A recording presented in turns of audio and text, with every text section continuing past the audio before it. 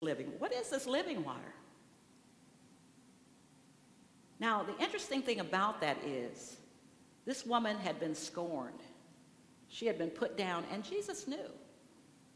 And you know what he said? He said, go and get your husband. And she says, well, I'm not married. He says, oh, yeah, that's right. You've had 5 husbands, and the man you're living with is not your husband. Now, for those days, not only could you be shunned, but you could also be stoned for adultery. And she expected him to come down hard on her, to chastise her, to tell her how horrible she was and how sinful she was. But instead, he again offered her living water. Instead of her feeling insecure, as she had when others had dumped their garbage on her, telling her that she was less than, not as good as, a sinner, a worm of the dust, an adulterer, and all those things, she opened her mind and she listened to what this wise man had to say. If he knew all these things about her, how did he know that? She'd never seen this man before. She told him, she says, I'm going to go tell all my friends. Now, in Samaria, they just didn't think too highly of Jews, and they had different religions. They worshiped some of the Hebrew beliefs, but they also had their own idols. And that also made the Jews see them as the other. So she goes through the town telling all of her friends, I met this man, you got to come meet him. He told me about my life, and I've never met him before. She recognized who he was. Instead of seeing her faults, her brokenness, he saw her humanity, her divinity. What would happen today if you're driving down the street and you see someone standing on a curb with a sign, and you look beyond their brokenness and you see their humanity? That's what Jesus taught. Those are the lessons that we are to get from these scriptures. The woman at the well recognized something in this man that she'd not seen before, but knew of, that someday there would be a prophet who would help them to live their lives more abundantly. Think of how that changed her life.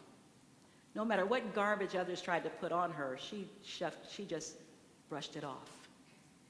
Someone said, not too long ago on national TV, when they go low, you go high. When they go low, you go high.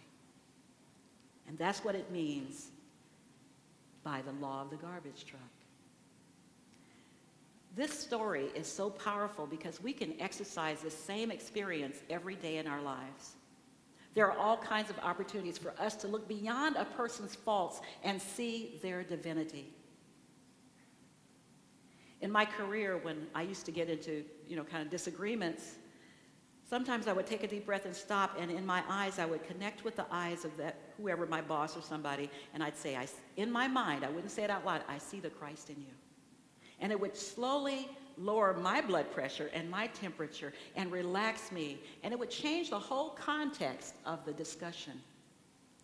A simple thing like that helps you bring out the divinity in others. You look beyond your arguments, your disagreements, and you see them as they are, God's whole and perfect children.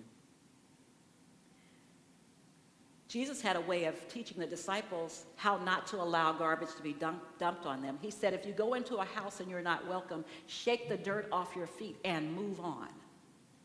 Shake the dirt off your feet and move on.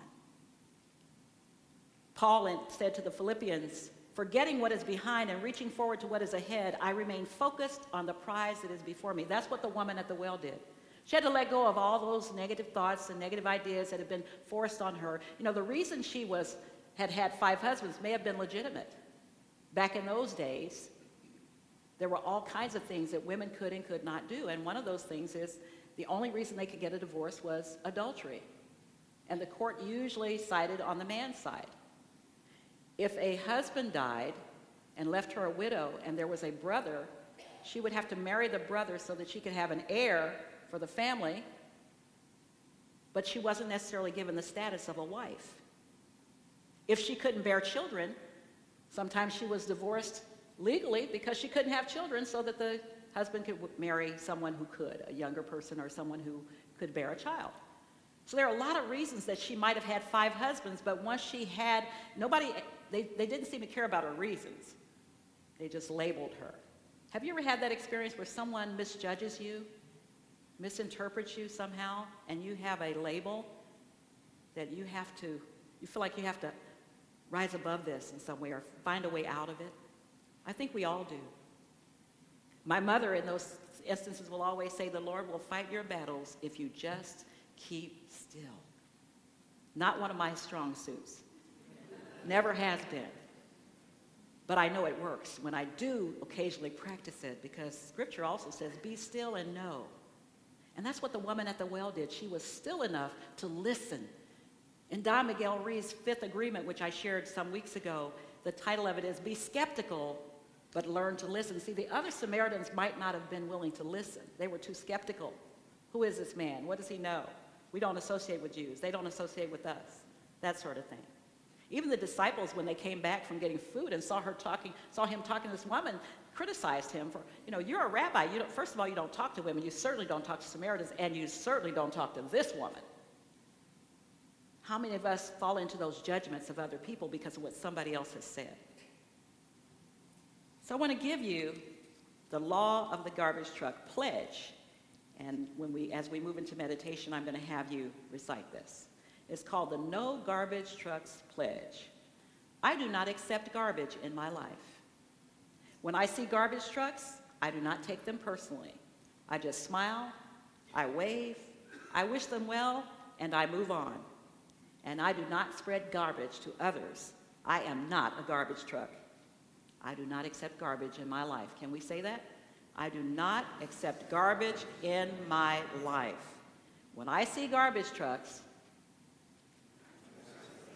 I do not take them personally. Now, I want you to know, I am reading my own mail, because there are garbage trucks, and I do take them personally. And it'll play in my head 1,000,000 times until I finally tell myself, let it go. I have a hard time letting it go. I just smile, I wave, I wish them well. Smile, I wave, I wish them well, and I move on. I do not spread garbage to others. I am not a garbage truck. And I do not accept garbage in my life. That's my modern day lesson for the woman at the well. Can you imagine if we lived our lives that way? How much better it would be? How much beauty we could spread around the world? So as we move into meditation, I invite you to take time to think about how can you avoid being a garbage truck, taking a page from the woman at the well.